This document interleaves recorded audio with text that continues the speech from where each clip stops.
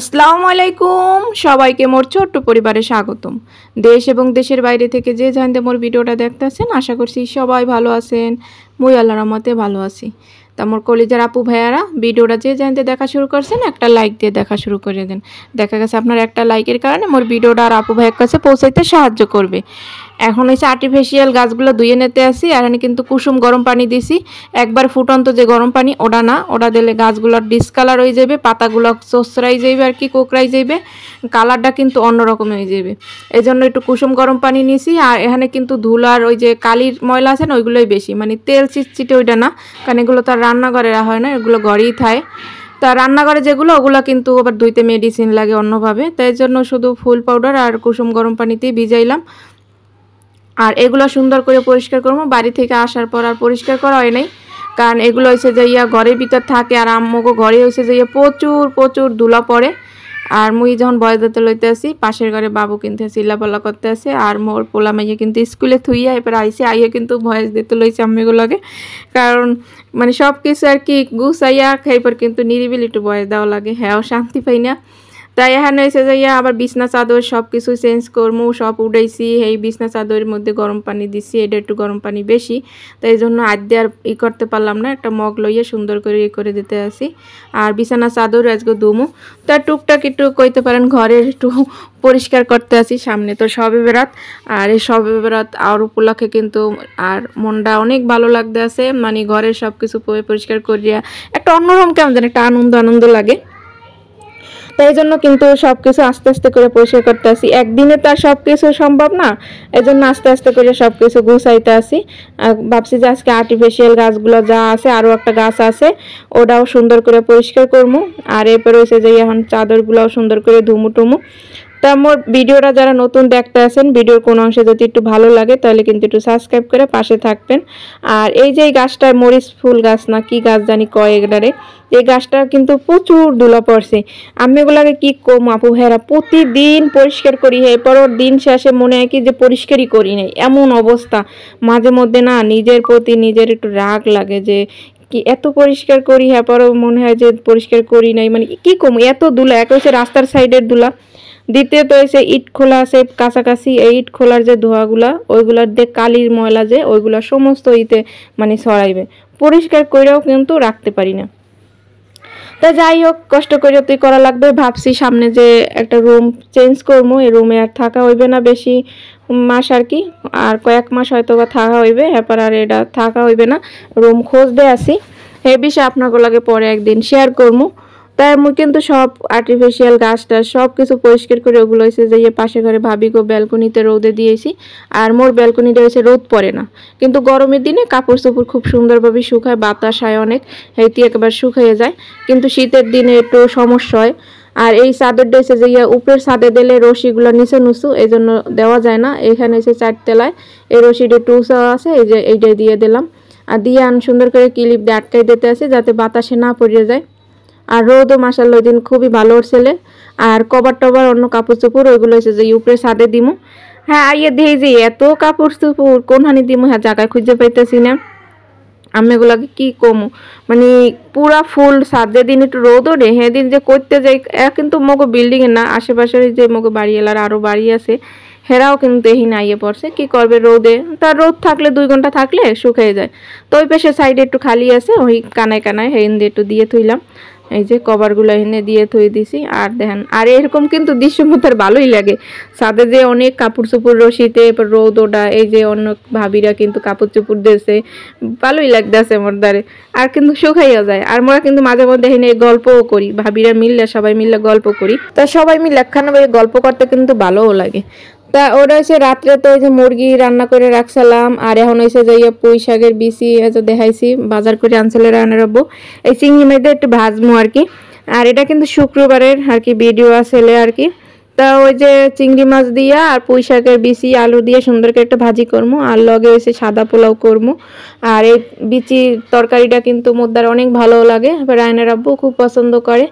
আর এখানে হয়েছে যে পেঁয়াজ টেয়াজ কাঁচামরিচ চিংড়ি মাছ সুন্দর করে একটু ভাজা ভাজা করে লইছি। এরপর একটু পানি দিলাম, একটু হলুদের গুঁড়া দিমো, একটু মরিচের গুঁড়াও দিয়ে দিমো, কাঁচামরিচও কিন্তু দিয়েছি। মোর মরিচের গুঁড়াটা না তেমন একটা ঝাল নেই, মিষ্টি মিষ্টি ঝাল আছে না, ওইরকম দেশি মরিচ, কালার সুন্দর আসে কিন্তু ঝাল কম। এইটাই মোদ্দার ভালো লাগে, কারণ রায়নার আব্বু বেশি একটা ঝাল খাইতে পছন্দ করে না। এই যে পোলা পানেও খাইতে পারে সুন্দর করে। আর মই কিন্তু মরিচের গুঁড়া হলুদ সব কিছু, হলুদের গুঁড়াটা প্যাকেট আনাই, আর মরিচ হয়েছে যে একবারে 1-1.5 কেজি ভাঙাই লইছি সুন্দর করে শুকা দিয়া বোট ফালাইয়া সুন্দর করে শুকা টুকা দিয়া এবার সুন্দর করে ভাঙাই নিয়ে এসেছি। এককাল বছর খাইতে পারমু। এইভাবে হাতে করে আমি কিন্তু মশলা বানাই, মোদ্দার ভালোও লাগে, নিজের হাতে মশলা করে খাওয়াও কিন্তু ভালো লাগে। এটা কিন্তু দেখতে বোঝা কি লাল ঝাল ঝাল হইবে, আসলে ঝাল হয় নাই অতটা। কাঁচা মরিচের যে একটা ঘেরান ওইটা দিছি, আর মরিচের গুঁড়োটা অনেক ভালো এমনি। আর ভাজিটা মাশাল্লাহ অনেক অনেক ভালো হয়েছে।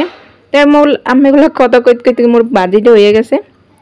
এখন এসে যে সাদা পোলাও রান্না করবো, কারণ মুরগির তরকারি রাত্রেই রান্না করে রাখছি, কারণ লাল মুরগি হইতে সময় লাগে, কারণ শুক্রবার দিন হইলে অনেক কাজ কাম থাকে, ওগুলো করা লাগে ঘরের।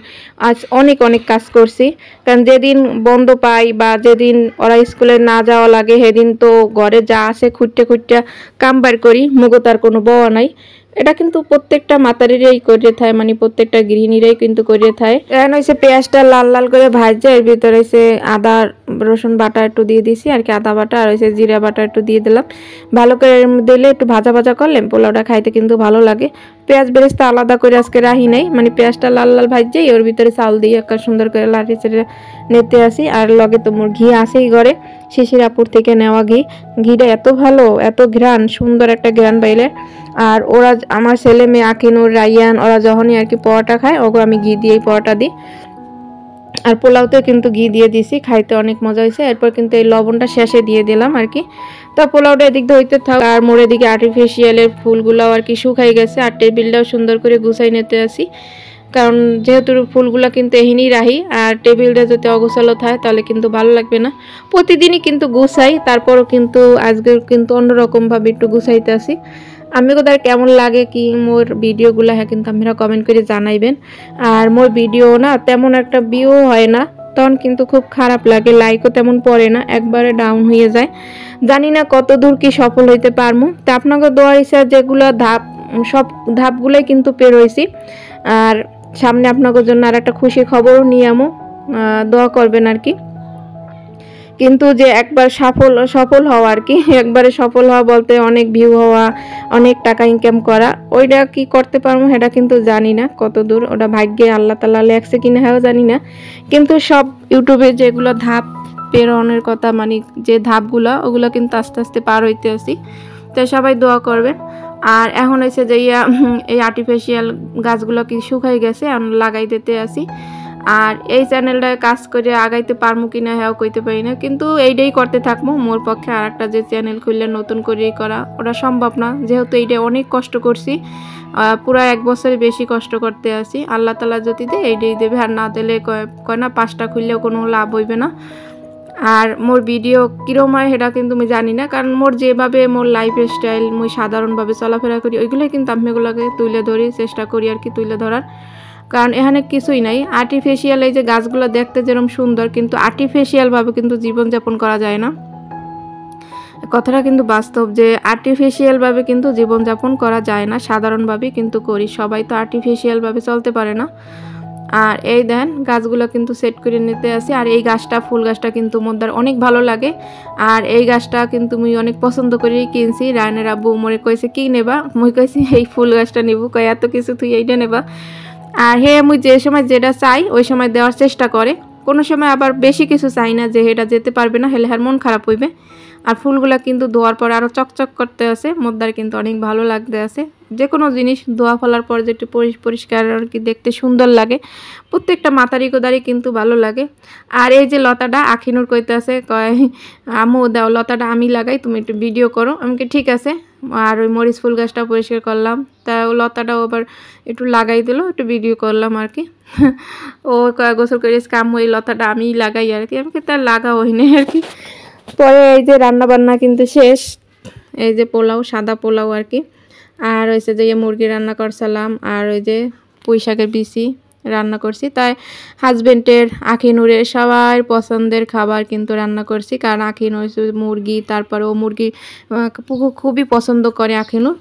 তাই যে সালাদও সাথে আছে, আর লগে আছে এই যে পুঁই শাকের বিচি ভাজি ওইগুলো। তো মোর ভিডিওটা আপনাকে দ্বারা কেমন লাগছে কিন্তু আপনারা কমেন্ট করে জানাইবেন। ভালো মন্দ যদি মন্দ কোনো জায়গায় ভুল ত্রুটি করে থাই ওটাও কিন্তু কমেন্টে জানাইবেন, হাতে কিন্তু আমি রাগ করি না, কারণ ভুল যদি আপনারা ধরাই না দেন তাহলে দেখা গেছে পরে শুধরাইতে পারবো না। তা মোর কলিজার আপু ভাইয়ারা আপনারা সবাই কিন্তু মোর ভুল ধরাই দেবেন যদি মোর ভুল হয়ে থাকে কোনো জায়গায়। তা সবাই ভালো থাকবেন, সুস্থ থাকবেন। আল্লাহ হাফেজ, আসসালামু আলাইকুম।